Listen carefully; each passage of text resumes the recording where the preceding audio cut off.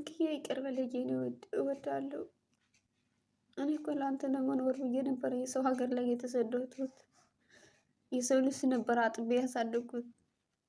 ብዙ ነገር ስቃይ አይቼ ነው ያሳደግኩት። ማንም ሰው አይዞሽ ሳይለኝ ሳያግዘኝ ነበረ ለብቻ እያሳደግኩት።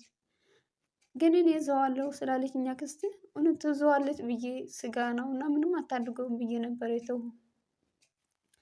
እኔ እንደወጣሁ ነበር የገደለች። ከገደለች በኋላ እውነት ውሃ ውስጥ ከታው። ውሃ ውስጥ ከከተተች በኋላ ወንጀሉ ጠፋ ተባልሁ። አንቺ ካልመጣሽ ደግሞ ማንም ሰው ሊከታተልልሽ አልቻለም ተባልሁ። እና እስካሁን ድረስ በምን እንደሞተ ለራሱ ሁሉ ነገር መፍትሄ ለራሱ አላገኘሁም። እና ይቅር በለኝ ልጄ ነው እና ይቅር በለኝ አባቴ። እኔ እኮ ደህና ኑሮ አኖርሃለሁ ብዬ ነበር የመጣሁት እንጂ ተቸግሬ ባሳድግ ደስ ይለኝ ነበረ።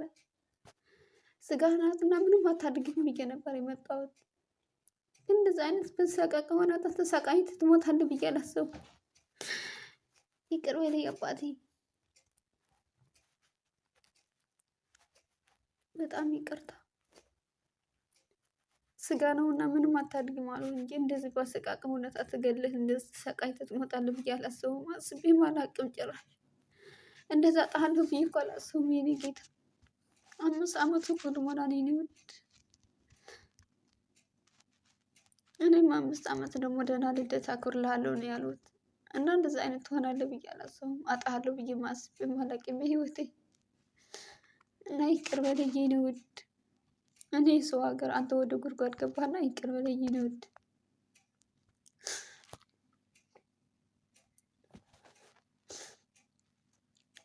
እና ይቅር በለኝ አባቴ፣ ይቅር በለኝ። namni ilmoo qabu gubaa ilmoo sirriitti beeka.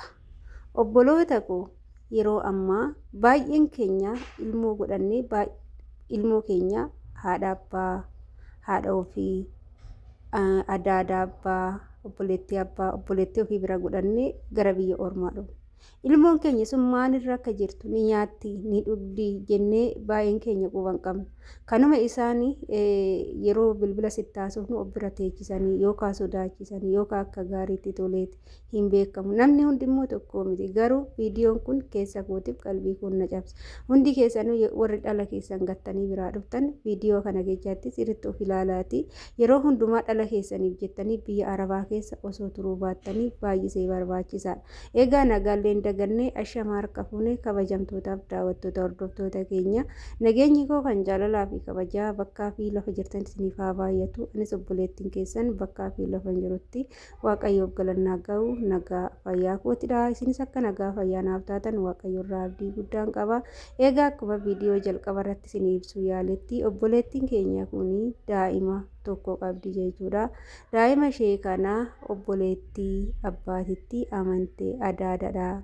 Adaadaan immoo daa'ima hin miitu jettee daa'ima ishee adaadaa daa'ima ishee biratti adaadaa ishee biratti yookaan immoo obboleettii ishee biratti gattee biraa dhufte jechuudha. Obboleettii abbaa jechuudha.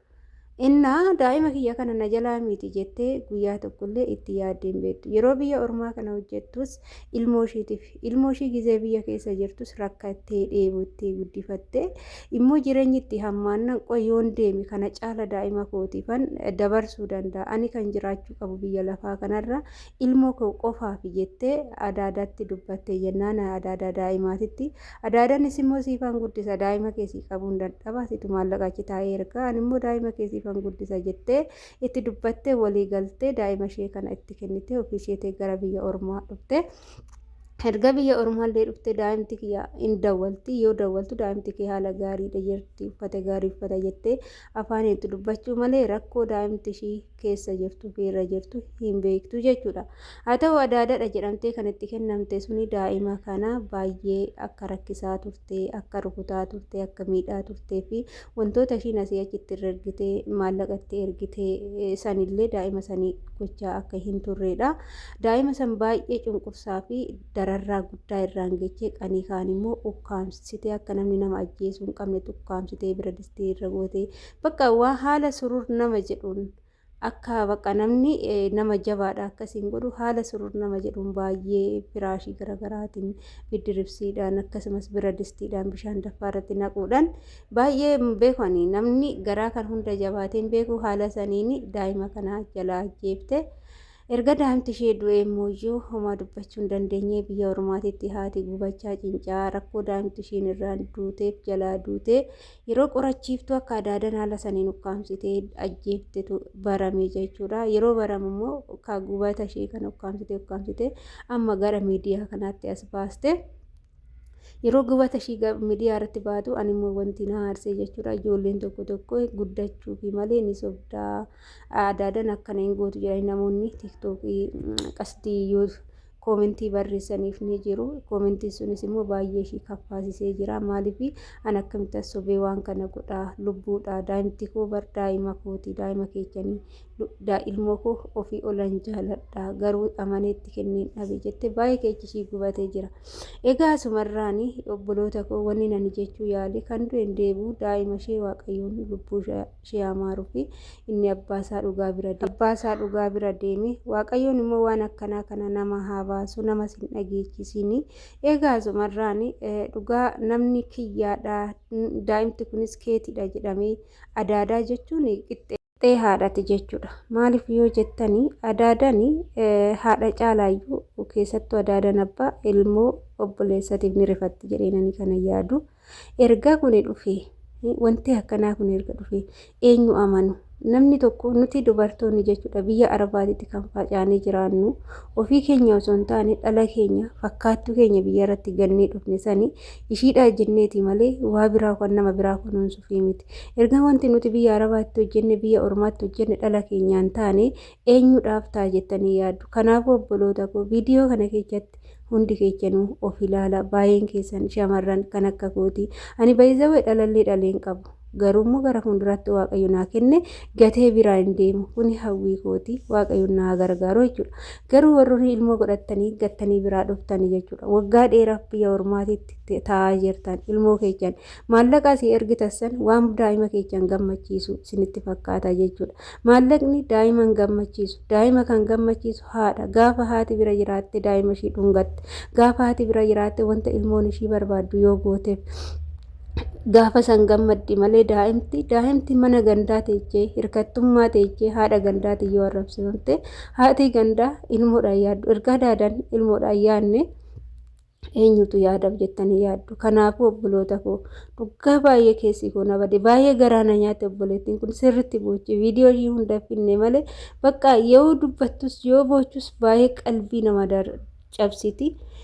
Jiruu biyya lafaa biyyatti xaarradhee nagadee duddatti hidhadheen harkaan nagadeen guddifadhee jireenya kiyya baay'ee ulfaataa saniyyuu daa'ima koo nan dabarfadhe har'ammoo bakka naa dabartee ilmoo kootii ta'e jedhutti gaafan ilmoo koo dhabu jettee bakka hin beeku jechuudha. Sirritti qalbii nama cabsa.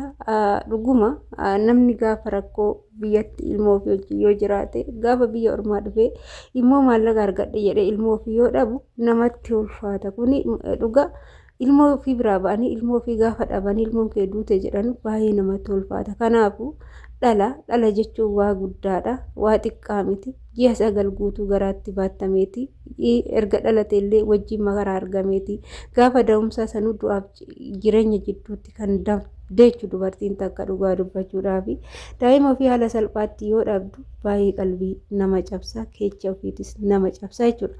Kanaaf birriin daa'ima keenya hin gammachiisa jettanii warroonni biyya ormaa teechanii birriin daa'ima keenya hin gammachiisu birriin gammachuu hin kennuufi dhala keechanii osoo wanni fe'ee gale osoo waan barbaadan gootanii birriin isin asii ergitan daa'ima keechan gammachiisuu hin danda'u.